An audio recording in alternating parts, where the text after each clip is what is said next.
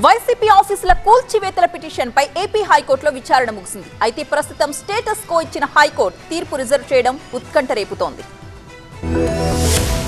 ఆంధ్రప్రదేశ్లో వైసీపీ కార్యాలయాలకు నోటీసులు అందించడం, కొన్ని ఆఫీసులు కూల్చివేయడం రాజకీయాల్లో హాట్ టాపిక్ గా మారింది. గతంలో అధికారంలో ఉన్న వైసీపీ సర్కార్ ఏపీలోని అన్ని జిల్లాల్లో పార్టీ కార్యాలయాలు నిర్మిస్తున్న కట్టడాలు అక్రమమని ప్రస్తుత ప్రభుత్వం ఆరోపిస్తోంది. ప్రధానంగా విజయవాడ, బాపట్ల, నరసరావుపేట, పార్వతీపురం, విశాఖపట్నం, రాయచోటితో పాటు పలు జిల్లాల్లో వైసీపీ కార్యాలయాలకు నోటీసులు అందాయి. వైసీపీ ఆఫీసులు అక్రమంగా నిర్మించారని, ఎటువంటి నిబంధనలు పాటించలేదని, ప్రభుత్వ భూములు అన్యక్రాంతమైపోయాయంటూ నోటీసులు జారీ చేసింది. ఈ క్రమంలోనే గుంటూరు తాడేపల్లి నిర్మిస్తున్న వైసీపీ కేంద్ర కార్యాలయం సహా మరికొన్ని ప్రాంతాల్లోనూ కూల్చివేయడం తీవ్ర దుమారం రేపింది. టీడీపీ, వైసీపీ నేతల మధ్య మాటల యుద్ధం కూడా కొనసాగుతోంది. ఈ క్రమంలోనే వైసీపీ హైకోర్టును ఆశ్రయించడంతో విచారణ జరిపింది. ఇరువైపులా వాదనలు విన్న హైకోర్టు విచారణ పూర్తి కావడంతో తీర్పును రిజర్వ్ చేసింది. అయితే తదుపరి ఉత్తర్వులు ఇచ్చే వరకు 16 వైసీపీ కార్యాలయాలపై స్టేటస్ కో కొనసాగుతుందని స్పష్టం చేసింది. ఇక వైసీపీ కార్యాలయాల కూల్చివేతపై ఆ పార్టీ నేత లేళ్ల అప్పిరెడ్డి ఏపీ హైకోర్టులో పిటిషన్ వేశారు. పలు జిల్లాల్లో అధికారులు నోటీసులు జారీ చేశారంటూ హైకోర్టుకు తెలిపారు.